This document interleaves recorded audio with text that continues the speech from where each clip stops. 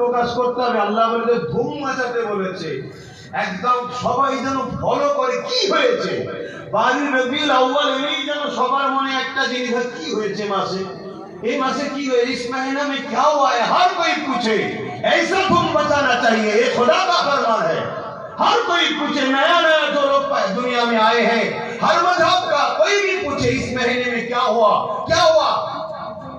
इस महीना जब आते हैं तुम मुसलमान लोग इतना धूम मचाते हो, इतना खुशियां बनाते हो, तब तो हम फरमाएंगे इस महीना में वो शख्स पैदा हुए हैं, वो शख्स तस्वीर लिखे हैं जिसके वसीले से सिर्फ मुक्त हुआ, जिसके वसीले से जब छोटा छोटा लड़की को जिंदा दफन किया जाते थे, हमारे नबी आके उनको बंद किए थे। माँ बाप को कत्ल किए घर से सकते हैं, हमारे नबी आके कत्ल बंद किए हैं। लिहाजा इस जमीन में हमारे नबी ने इंसाफ कायम किए हैं। সেই নবীর ওসিলায় আমরা এখনো পেয়েছি, এখনো প্রচার করতে হবে, তবে তো সবাই জানবে। এটা কি আমাদের ডিউটি নয়? হ্যাঁ, এটা কি আমাদের ডিউটি নয়? সবাই সবার প্রচার করছে আর আমরা শুধু আমাদের হুজুরকে ছোট করে রেখে দিবা ধান্দা করছি। জানতে হবে দাল মে কুছ কালা হ্যায়।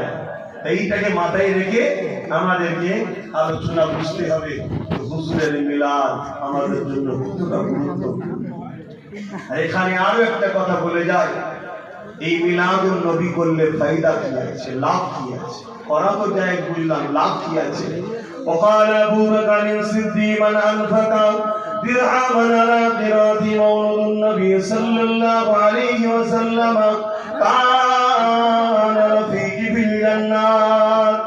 হযরত আবু বকর সিদ্দিক বললেন, যারা আমার নবী পাকের মওলুদ শরীফ বানাবে এবং এই মওলুদ শরীফে এক দিরহাম দান করবে, কানা রফিকি ফিল জান্নাহ, তারা আমি আবু বকর আমার জান্নাতি বন্ধু হবে।